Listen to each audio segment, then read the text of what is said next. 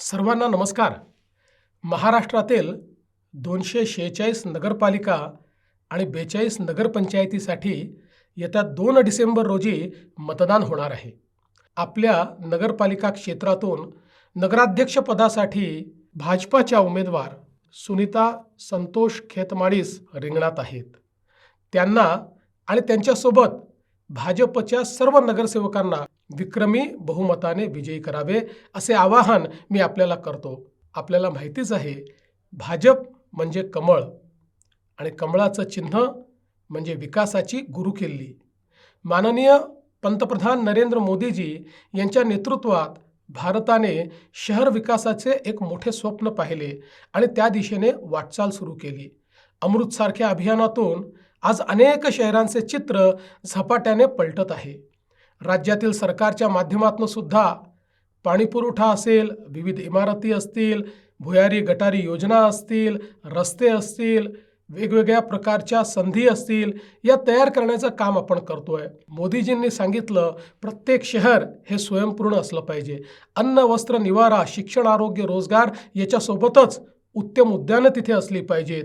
चांगल्या प्रकारची वाचनालयं त्या ठिकाणी असली पाहिजेत. चांगले रस्ते त्या ठिकाणी असले पाहिजेत. भुयारी गटार योजना त्या ठिकाणी असली पाहिजे. स्वच्छ पिण्याचं पाणी प्रत्येक घरामध्ये मुबलक मिळालं पाहिजे आणि पर्यावरणाचं संतुलन देखील आपण राखलं पाहिजे. कधी नव्हे इतकी प्रचंड विकास कामे आज अनेक शहरांमध्ये आपल्याला होताना दिसत आहेत. विकासाचा परिसस्पर्श झाला नाही अशी एकही नगरपालिका आपल्याला सापडणार नाही.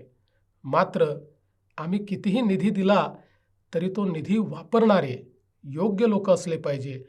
पारदर्शी पद्धतीनं निधी हा खर्च झाला पाहिजे. समाजाकरता आणि जनतेकरता आपण ज्या व्यवस्था करतो त्या त्यांच्यापर्यंत पोचल्या पाहिजे आणि म्हणूनच ज्यांच्या हाती आपण नगरपालिका देतो त्यांच्यावर कोणाचा तरी अंकुश असला पाहिजे. मी आपल्याला आश्वस्त करू इच्छितो, नगरपालिकेची सत्ता भाजपाच्या हाती द्या. मी या नगरपालिकेच्या पाठीशी खंबीरपणे उभा आहे आणि त्याचसोबत त्या नगरपालिकेवर अंकुश म्हणून देखील माझी नजर राहणार आहे. अजून आपल्याला बरीच कामे करायची आहेत. त्यासाठी आपली साथ आम्हाला हवी आहे.